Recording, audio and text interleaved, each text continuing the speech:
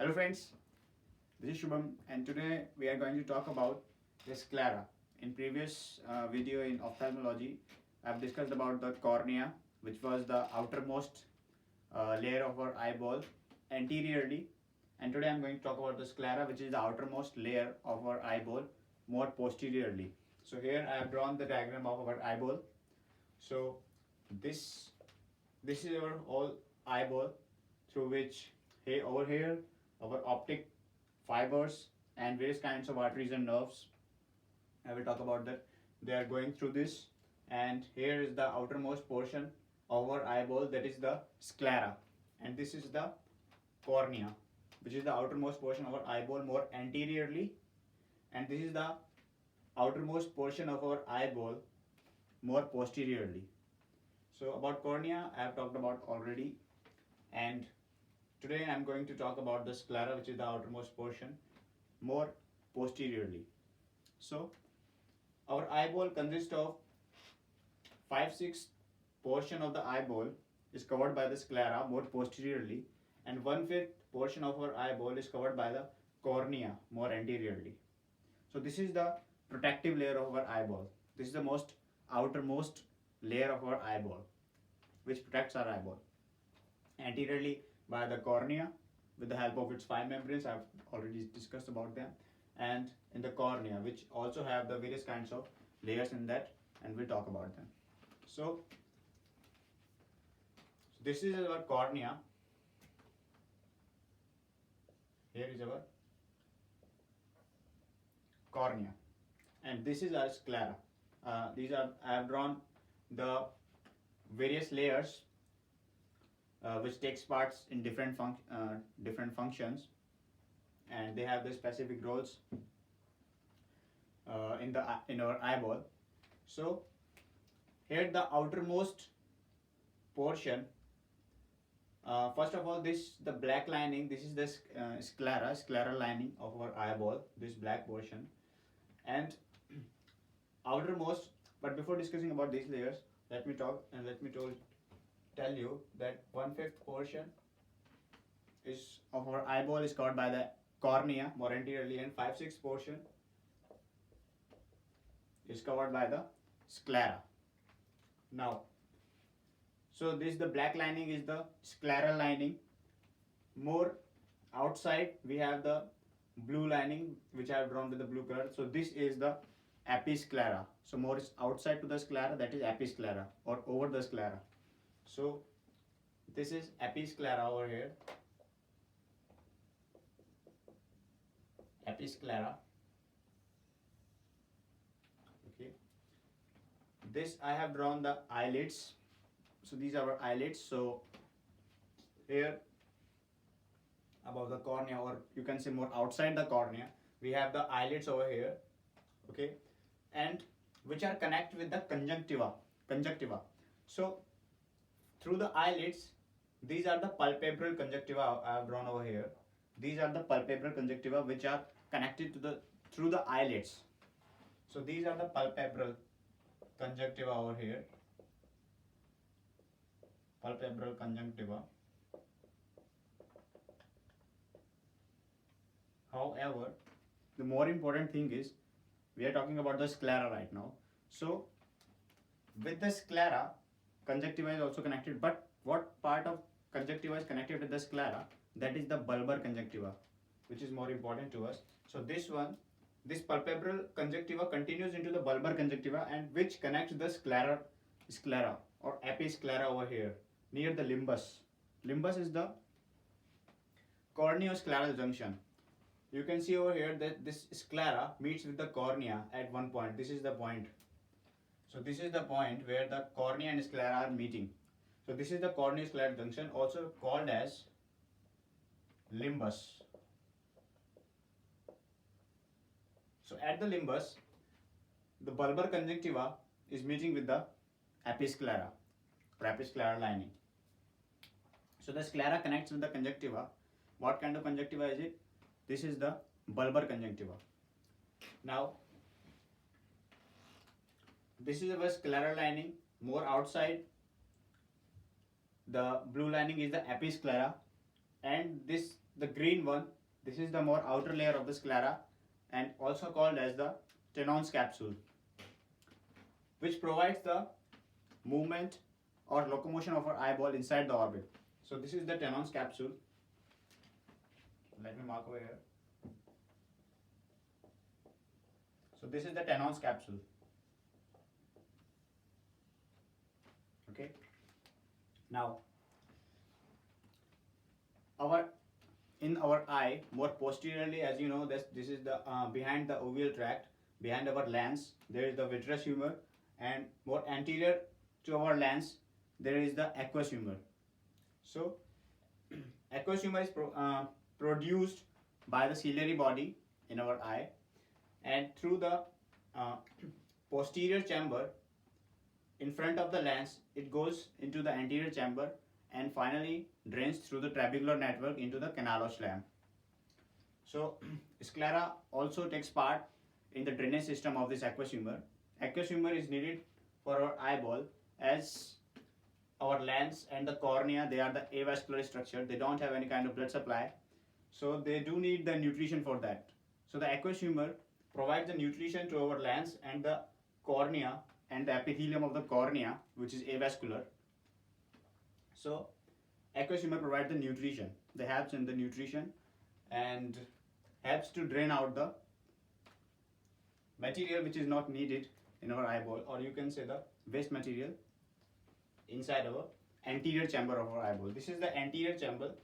Actually, the portion between the iris and the cornea is the anterior chamber in our eyeball, and the portion between the lens and the iris, this is the posterior chamber in our eyeball.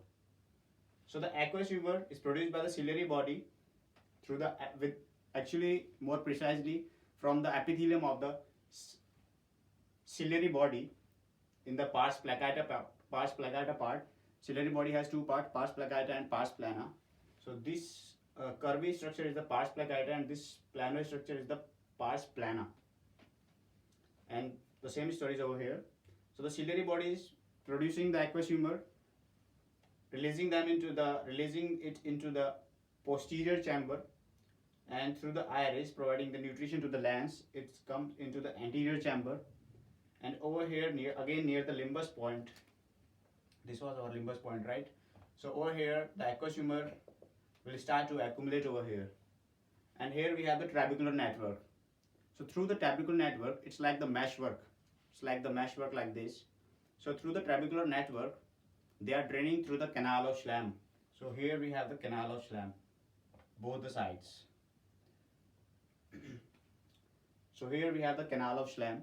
Through the canal of Schlemm, this aqueous humor is draining and further goes into the ophthalmic artery, and over there it drains over there. So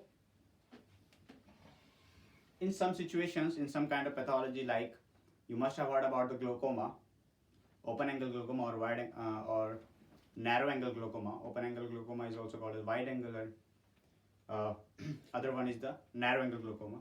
So in glaucoma, what happens that there is the increased intraocular pressure. So what happens in that situation, that aqueous humor starts to accumulate inside our eyeball, and due to some kind of obstruction in the trabecular network or canal of Schlemm, our eye don't able to get rid of the aqueous humor. So they don't able to drain the aqueous humor properly. So their aqueous humor starts to accumulate inside our eyeball, and due to the blockage of the trabecular network or canal of Schlemm, there is a problem in the vision over here, and heaviness in the eye and increased intraocular pressure. Now, cornea was the transparent structure, and the sclera is the opaque structure. So because cornea is transparent, I have already discussed that they are avascular structure and they don't have any kind of blood supply, and the main reason is that the main layer of the cornea is the stroma, which constitutes about 90% of the cornea. So in stroma, what happens, there were the collagen fibers, or also called as the lamellae. So these lamellae were designed very precisely over there. For example, these are the lamellae. They are situated in the first of all, they are of the uniform thickness, and they are situated in very uniform pattern. For example, this we have the horizontal lines, these are the vertical, so they are like this meshwork.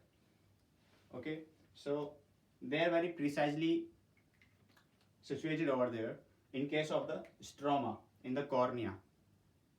That's why they provide the transparency to the cornea. However, as the stroma continues to the sclera, these lamellae are no more precisely arranged over there, so they will arrange like this. Some lamellae are arranged in like this. They are of non-uniform thickness. They are present at the non-uniform distance between them. They are not equidistant. So due to this nature, sclera becomes opaque. So these lamellae are responsible due to their nature that they are not equidistant to each other, and due to the non-uniform thickness of these lamellae or collagen fibrils, these collagen fibrils or lamellae provide the opaqueness to the sclera. So that's why whatever light is coming into our eyeball, only the cornea is able to pass the light through the lens, but sclera do not. It scatters the light or it disperses the light because of the opaqueness function or structure of the sclera. Now, this is our vitreous humor, this is our aqueous humor. This was the Tenon's capsule. This is the episcleral lining. This is the scleral lining. Now, inside it, there is very important structure, very important lining actually.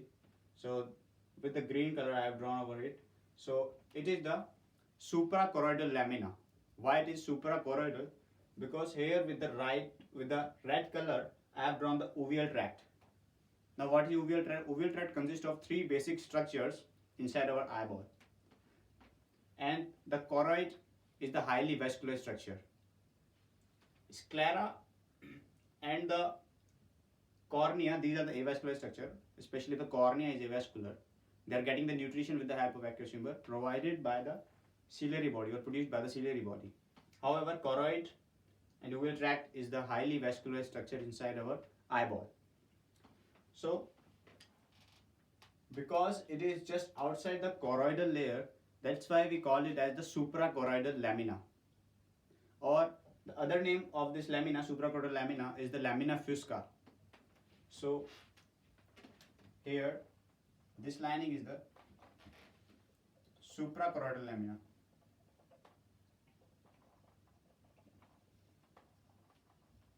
Suprachoroidal lamina.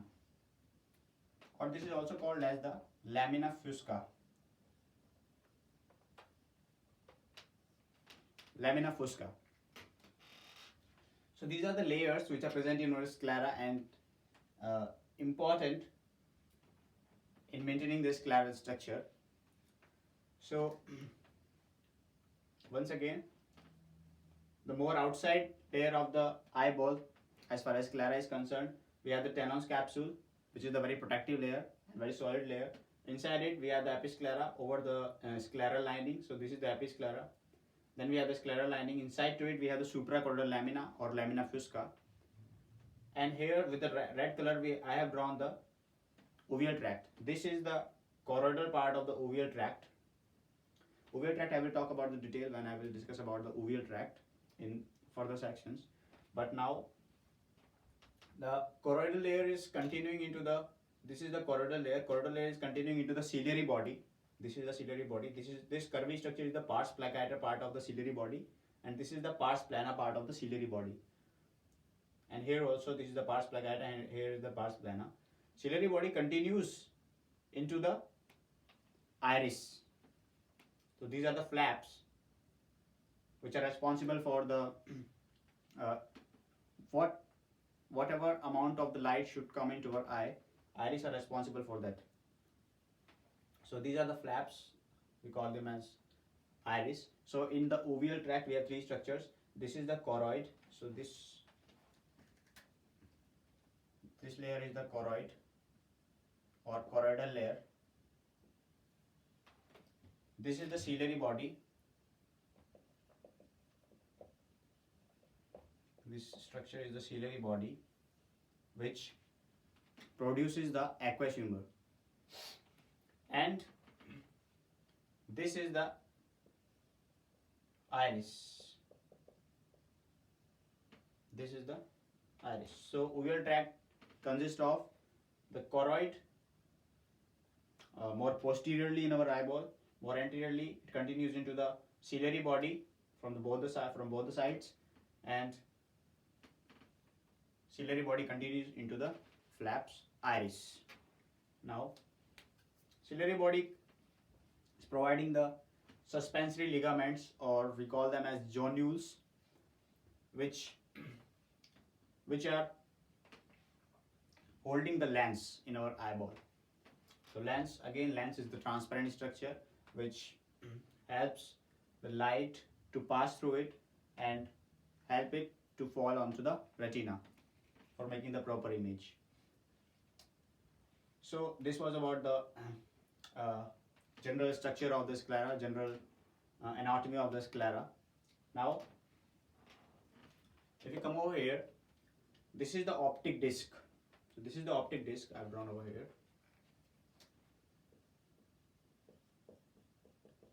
Optic disc, through which many optic fibers or optic nerves, optic fibers are going through it.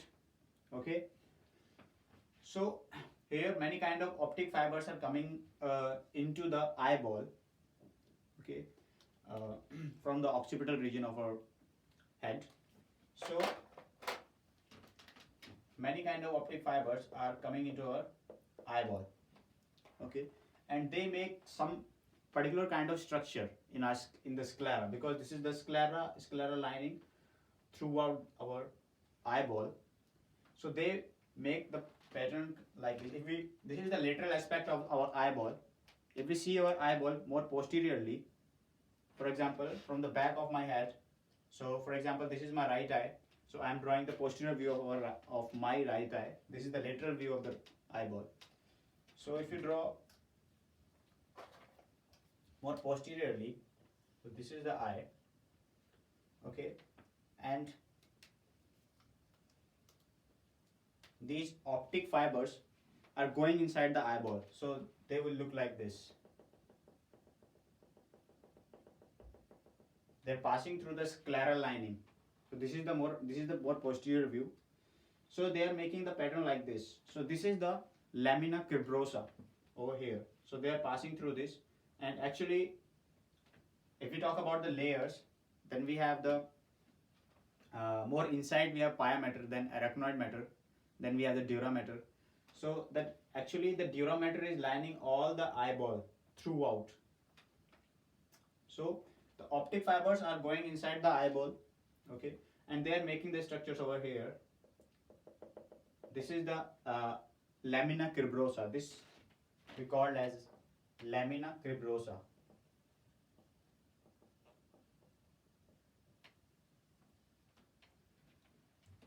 And this is important in aspect of pathology. For example, in chronic increase of intraocular pressure, for example, in the posterior part of our eyeball, there is the chronic increase in intraocular pressure.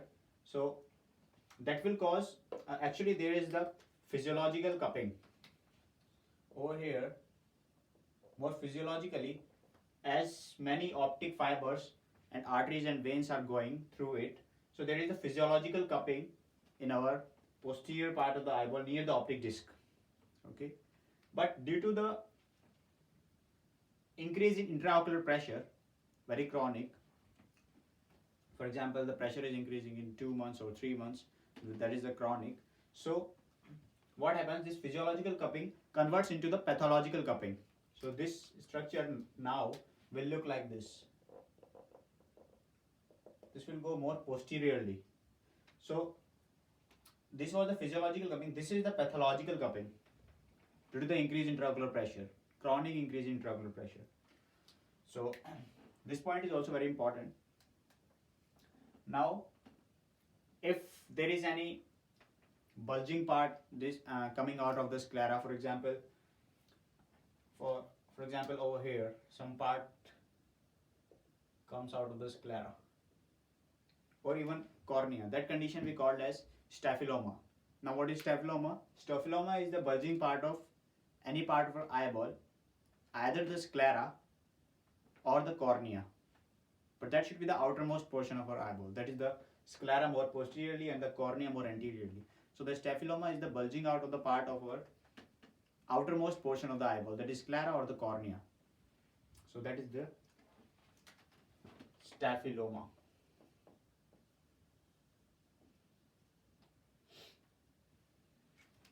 Bulging out part of the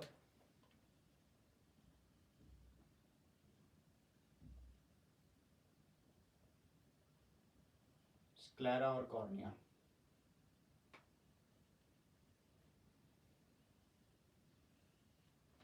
Okay.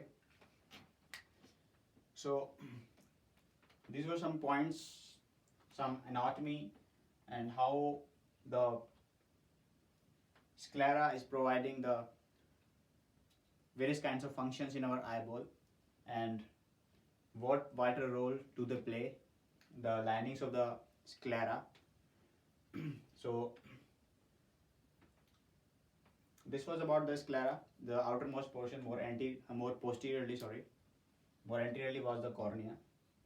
So I hope you like this stuff. Thanks for watching this video. Thank you.